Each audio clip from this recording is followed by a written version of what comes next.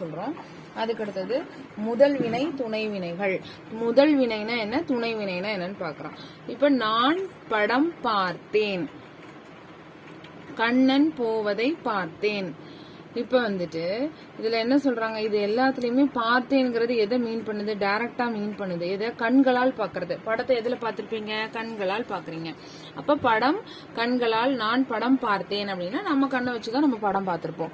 கண்ணன் போவதை பார்த்தேன், இப்ப கண்ணன் ரோட்ல போறதை நம்ம பார்த்திருக்கோம்னு வச்சுக்கோ. அதை எப்படி பார்த்திருப்போம், நம்ம கண்ணாலதான் பார்த்திருப்போம். சோ இது எதுவுமே ஒருத்தர்கிட்ட நம்ம சொல்லும் போது டைரக்டா அந்த பார்த்தேன் அப்படிங்கறதோட மீனிங் வந்து நமக்கு வந்து, அதாவது கேட்கறவங்களுக்கு புரியும்.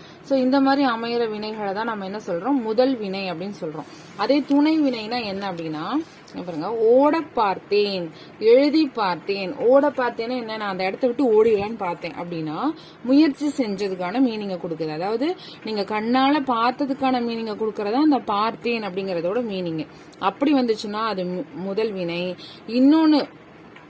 இன்னொரு வினைக்கு அதை ரிமெம்பர் பண்ற மாதிரி வந்துச்சுன்னா அது வந்துட்டு கூட்டு வினை. இப்ப எழுதி பார்த்தேன் அப்படின்னா என்னது, நான் ஒரு டெஸ்ட் எழுதி பாக்குறேன் அப்படின்னா நான் எவ்வளவு மார்க் வாங்க போறேன் அந்த சப்ஜெக்ட்ல அப்படின்னு நான் என்னையே சோதிச்சு பாக்குறது. சோ இந்த மாதிரி நமக்கு வேற ஒரு மீனிங் கொடுக்கறதா இந்த கூட்டு வினைகள். இந்த கூட்டு வினைகள்ல பார்த்தோம்